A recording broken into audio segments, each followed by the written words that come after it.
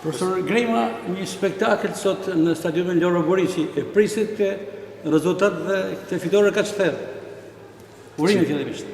Faleminderit, që të jemi sinqert, ndoshta fitoren e kam prit, sepse kena luftuar dhe kena punuar shumë me vajza që të arrijmë të kjo fitore.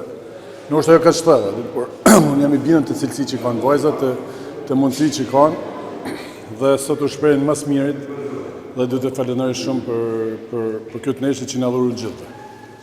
Cila ishte arma më e fortë e ekipit shqiptar sot? Arma më e fortë e unë është gjithmonë kolektiviteti, shpirti i garës, që vajzat nuk kursejnë asnjëherë, që kanë për të vënë, japin maksimumin, luftojnë dhe ne kur luajmë kështu gjithmonë kemi arritur rezultate të mira. Pas pak ditësh sërish në Kroaci, por në Kroaci do të jetë një histori tjetër? Po normalisht në pretendentëshe tjetër do të jetë më vështirë se kjo këtu.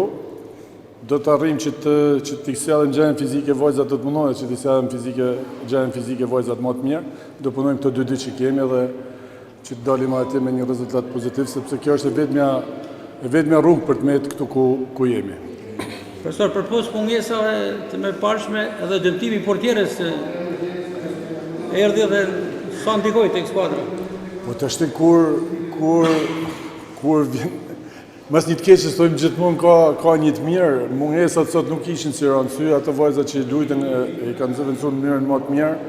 Jam shumë i kënaqur për gjitha vajzat, për gjithë grupin, për gjithë shallon në fushën e lojës. Edhe tifozët sot ishin prezent ju mbështetin. I falenderoj shumë, i falenderoj nga zemra për mbështetjen që na kanë dhënë. Sa herë që vim në Shkodër për me luajtë ekipin jon kombëtar, gjejnë këtë mbështetje, gjejnë këtë mundësi që ta bëjnë më atlet lojën edhe neshin edhe për të dhënë gjithçka, dhe unë jam shumë i gëzuar që sot i kena nxjerr krenar nga stadiumi, i kena nxjerr të lumtur për këtë fitore. Suksese, profesor. Faleminderit shumë.